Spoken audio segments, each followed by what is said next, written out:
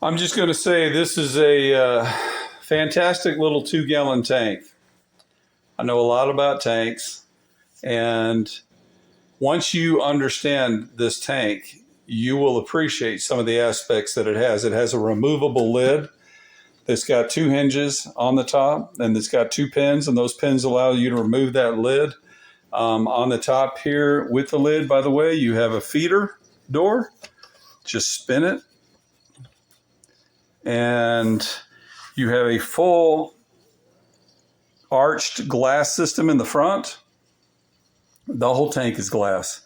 You have a diamond floor, blue tile with gold diamonds. Man, I'm going to tell you, I don't think I'm talking bad about that, because I am not. I love that floor. I'm going to open this up so you can see what's going on. I'll turn the light out. So you click the switch, and there's the basic setting, pure white, white and red, white, red, and blue. Actually, I'll say white and red. It's 2, 2, and 2. 7 white, 2 blue, 2 red. So yes, there are colors. Now, as far as you being able to turn this pump down, no, you can't turn the pump down. You can reduce the pump flow a little bit, but you can't really turn anything down. The only thing you can do is inject air through here. You turn the dial, that goes down onto there. You have an air diverter. It will go straight down. It'll come to the front. It'll go to the back. Or you can remove it, and it will go straight that way. I personally like it going down, and that way I don't get a lot of bubble activity and a lot of water that gets onto the lid.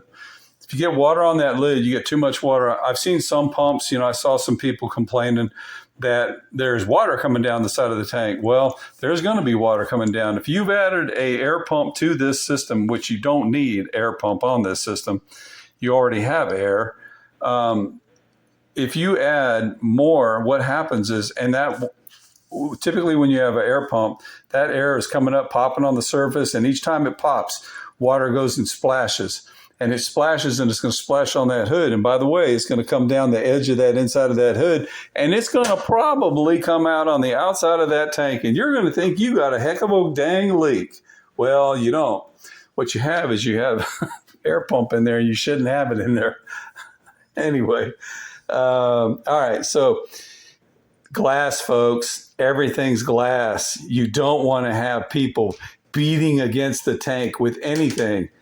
No. That's not going to happen unless you want to crack glass. Maybe somebody be going to the hospital, especially if it's a child doing it. But anyway, I haven't ever had an issue with it. So I'm just going to say, keep it out of it. This definitely has to be supervised if you have children. All right. That's all there is to it. It's glass. Okay. There's electricity. You have to watch your kids, all right? That's all there is to it. Filter medium, there it is. It's going to go into the bottom of that basket. You got your deal there. You have your fish net. Wonderful. You do not want your water to come into the bottom of the basket. So the pump is going to flow the water up into here, drop, and go down into there, and then out those holes. And then through those holes, it'll come into the top of the tank like it is currently doing right now.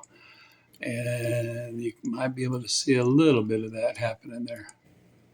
So you just want to keep, the reason I'm doing this, you want to keep the basket about 1/4 inch from the top of the surface of the water. So you don't want that water touching that basket bottom. But you don't want it too far away either. You go too far away, you're going to be uncovering this right here, which is your pump. You want to keep that pump cool. You want it in the water. It's super easy to set up, man. You got the whole thing set up, even if you had gravel and everything, about 10 minutes, man, for the whole thing. Do not use reverse osmosis water in your tank. Do not use distilled water in your tank. It's sterile. You don't have a sterile environment. You're not trying to create a sterile environment here. That's for the medical industry. What we're trying to do here is we're trying to make a living environment, and they need those minerals and all of that stuff that's in our tap water. But if you use the tap water, and not just the filtered water, you can get the big gallons of at the store. You get a gallon jug for $1 of filtered water. That's all it says. It doesn't say distilled water. It doesn't say reverse osmosis, just filtered water. Well, that water is basically tap water. And what they've done is they filtered out the chlorine and the chloramines. But it still has the mineral content in it. So anyway, you can still use your tap water, but you need to make sure that it's prepared correctly, and you want to have a water conditioner when you're using it. I just use tap water personally, and I just make sure I have water conditioners that I put into the water, which do instant aging and also remove the chlorine and the chloramine.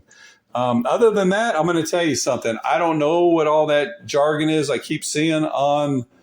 I saw all those reviews. I'm just going to say I'm giving this 5-star. I think it's fantastic. And this has nothing to do with me being partial. This is an honest review, folks. I think this thing is bad to the bone. I just think people don't really know, and they're not reading. They don't know what they're doing most of the time. And they don't read the couple pages here of material that they should read when they put this thing together.